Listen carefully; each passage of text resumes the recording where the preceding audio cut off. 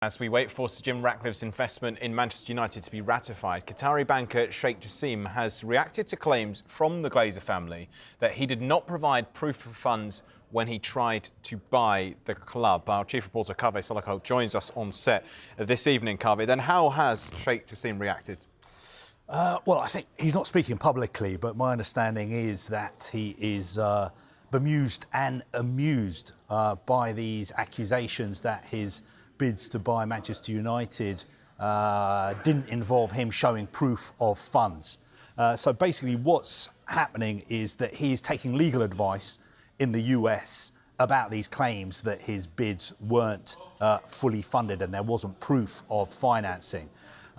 He made several bids for United. His final bid was worth £4.5 billion.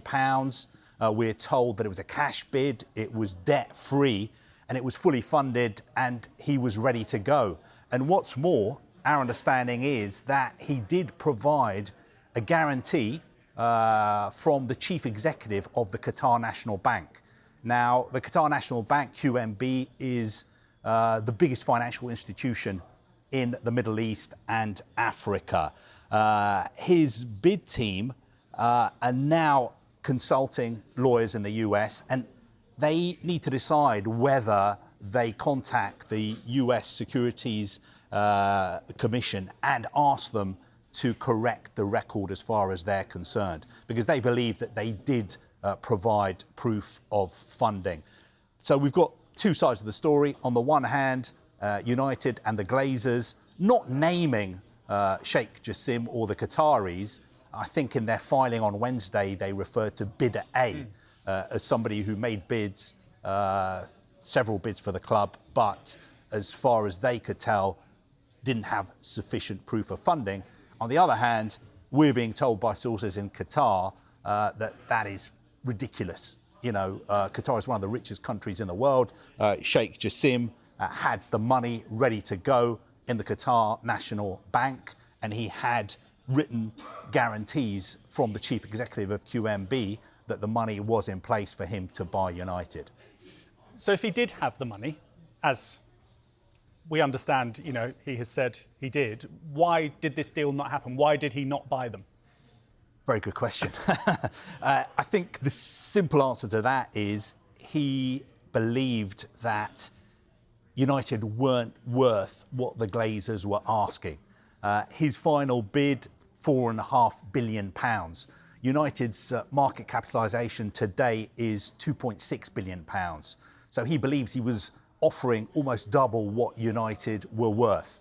So he believes he was overpaying, but there was a limit to what he was going to pay.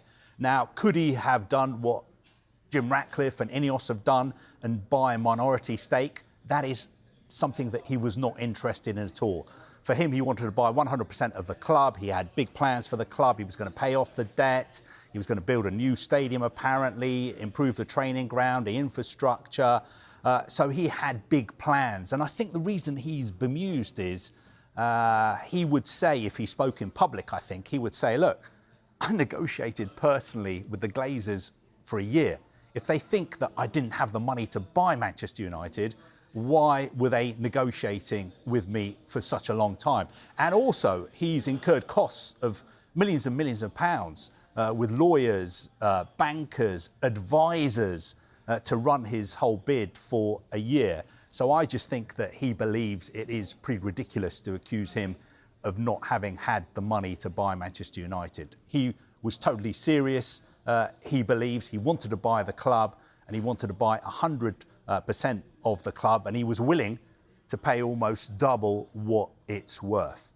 Now, as far as Manchester United are concerned this evening, they are not commenting further, and they stand by the filing that was made on Wednesday.